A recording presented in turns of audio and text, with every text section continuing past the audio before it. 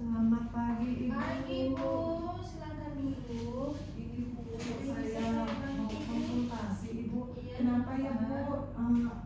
Coba Ibu lihat juga ya, mulut anak saya ini kok merah-merah ya Ibu ya.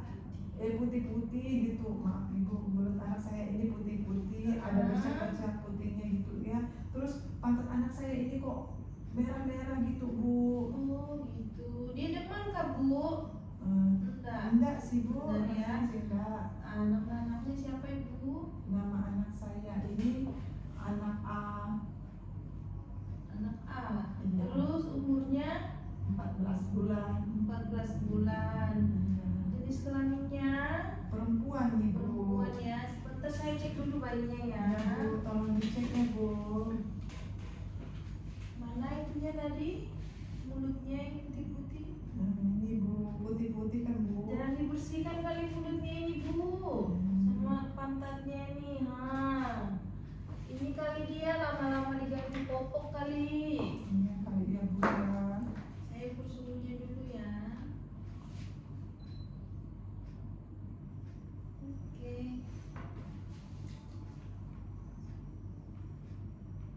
Saya ukur pernapasannya. Saya cek dulu Iya Bu. pernapasannya.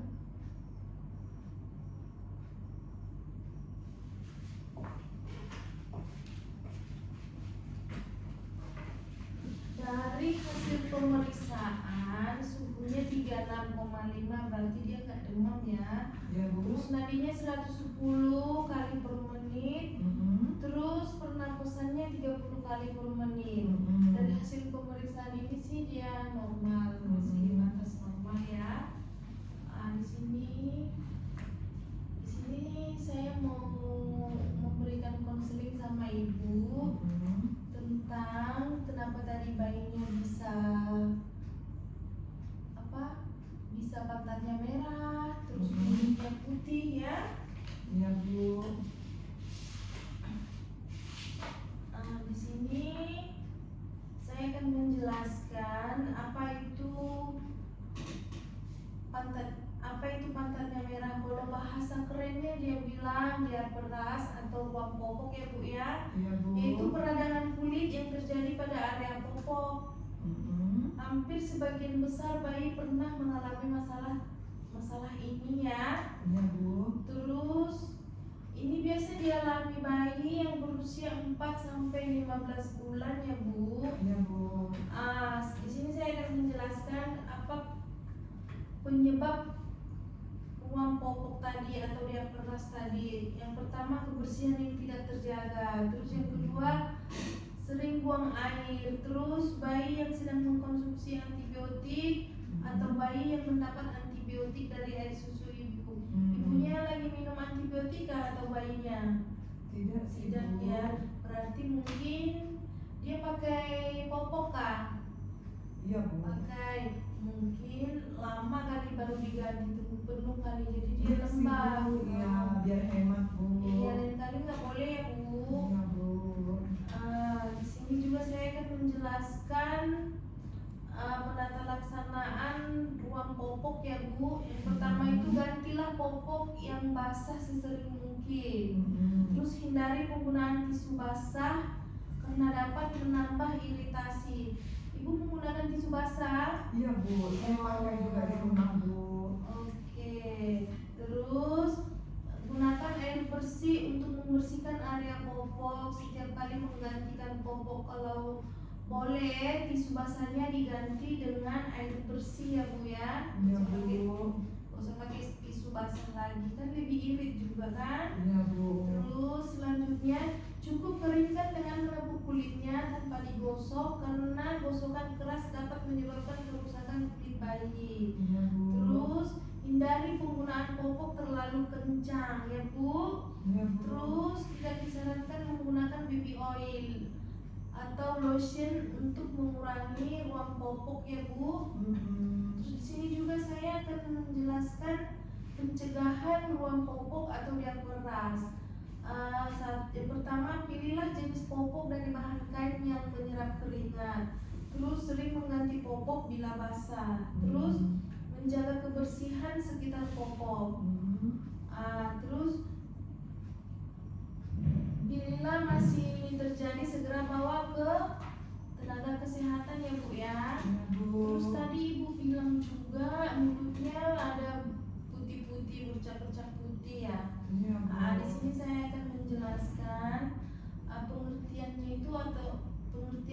bercak-bercak putih itu atau bahasa kerennya lah orang bilang oral keras, yaitu kondidiasis selaput lendir mulut, biasanya mukosa dan lidah, dan kadang-kadang palatung, gusi, serta lantai mulut.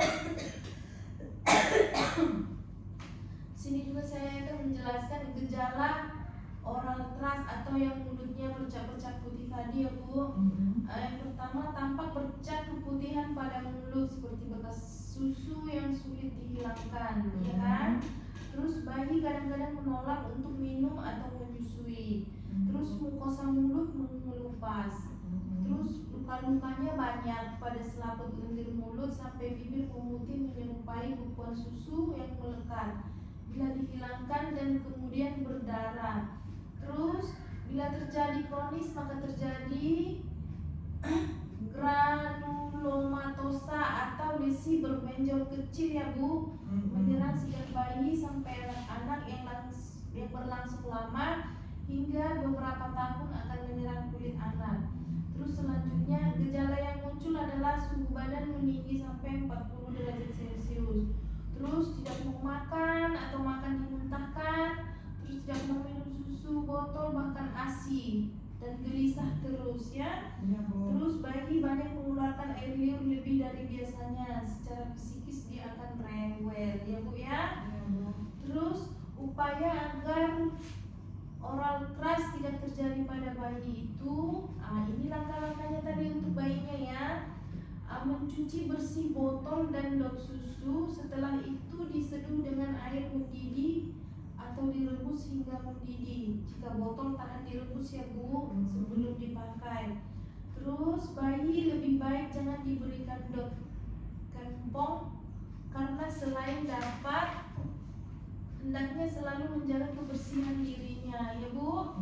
Terus selanjutnya adanya sisa susu dalam mulut bayi setelah minum juga dapat menjadi penyebab terjadinya oral keras jika kebetulan ada bakteri di dalam mulut. Untuk menghindari kejadian tersebut, setiap bayi jika selesai minum susu berikan 1-2 sendok teh air matang ya Bu ya, untuk membilas sisa susu yang terdapat pada mulut tersebut. ya Bu. Di sini juga saya akan menjelaskan cara merawat oral keras pada bayi, yaitu dengan cara mencuci tangan, terus membersihkan lebih dulu dan dengan jari yang dibungkus kain bersih yang telah dibasahi dengan larutan garam. Terus memberikan obat yang dari dokter. Terus membuang kain sehabis dipakai ya Bu. Jika ini terus bisa juga dibersihkan bayinya mulutnya dengan menggunakan kain kasa di jari, terus dilap mulutnya ya Bu ya. Dari hasil penjelasan saya ini sampai ini ada yang belum dimengerti atau ada yang kurang jelas? Jelasnya sudah cukup jelas ya Ibu ya penjelasannya. penjelasannya. Sudah cukup jelas ya.